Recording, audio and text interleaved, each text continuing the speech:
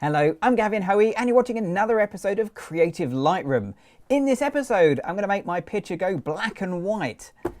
That's not very creative, is it? So to make it more creative, we're going to create a very specific style of black and white, infrared mono images.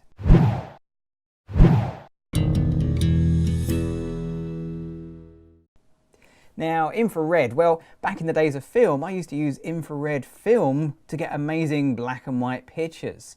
And if you have a digital camera, you can have it converted so it can actually record infrared or near infrared light. But what we're going to do is a little bit different. We're going to take a standard color image and then create the look of an infrared using Lightroom 5. So let's jump into Lightroom and see how it's done. So I've got the perfect image on screen here. We've got a nice colourful scene. We've got the greens of the grass, the blue and the sky. And it's worth saying that Lightroom does come with an infrared filter built in. So we can just click it here in the preset and you get an infrared effect. Trouble is, that's not how I remember infrared looking. It's close, but I'm going to show you my own way of doing it. So I'm going to come down to the HSL, stroke color, stroke B&W, and I'm going to click on the B&W for black and white. Now that instantly gives me a monochromatic black and white effect. That's okay, but it's not particularly exciting. It actually gets worse when I double click the black and white mix button. 2 clicks there will reset everything down the middle, and that's now a really flat black and white. But that's okay, because we're going to put our own settings on these sliders.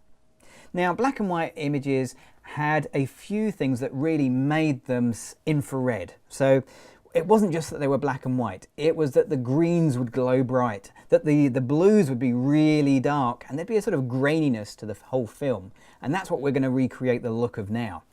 So let's start with those glowing greens. So let's get the green slider here, and as I increase the greens by going to the right, you can see they get brighter and brighter and brighter. If I went to the left, they'd go darker and darker and darker. And I'm going to increase my greens until they get to roughly, or even exactly, 80. So plus 80 on my greens gives me a nice feeling. Go too far and they'll just glow too much and look weird. But also, I'm going to increase my yellows, because you'll be surprised how many things you think are green actually turn out to be yellow. So I'm going to increase my yellows to about 80. And again, about's fine, but if you want to be exact, you can type the numbers in. And that just makes that grass just glow beautifully. Now, what about the rest of the sliders here? Well, the blues, remember I said blues always came out darker in infrared monos. I'm going to take the blues down to minus 80. The rest of the sliders I'm going to put in quite specific places, but you can of course change these if you wish.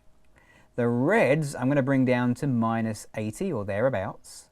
The orange I'm going to bring down, but not as much, so about minus 40 for the oranges. Aquas, again I'm going to bring those down, but not quite as much, so minus 40. Then the purples, those are coming right down to minus 80.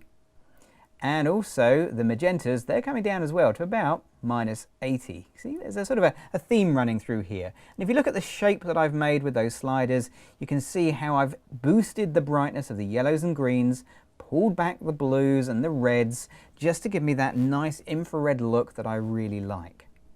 Okay, so that's my sliders done for the B&W, but there's a couple more things that infrared film had. It had a graininess. It would often have a bit of vignetting as well, but that's possibly my old cheap lenses, and it would have a nice glow. So we're going to add those features in too.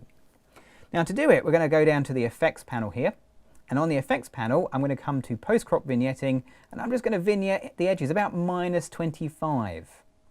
Now I'm going to come to the grain. Let's zoom in nice so you can see this is a nice grain-free image, but I'm going to add some grain because that's what infrared film had. Let's start by putting the amount to about 25. The size, I'm going to add another 25 to 25, so let's make that about 50. And then the roughness, I'm going to add another 25 to 50, that makes it 75. I do like to keep things nice and simple, and you can see I've just kept a nice simple line going through, but those numbers give just about the right size and the right amount of grain for an infrared picture.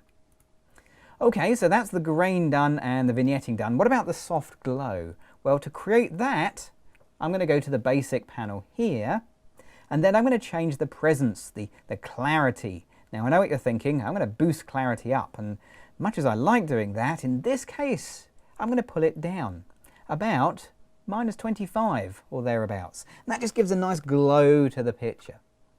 It does need a boost in contrast because black and white always needs a bit more contrast. So let's push the contrast up about 25. And you can see how I'm trying to keep the numbers nice and even and easy to remember. But remember, this is a guide and you can always change it to your own personal taste.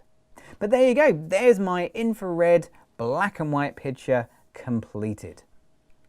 So hopefully you found that really useful. Remember to use those as guides and to change them to your own needs. But if you want to see more Creative Lightroom, in fact, the very last episode of Creative Lightroom, you can either go and visit my website at www.gavtrain.com or visit me again here next week for the last episode.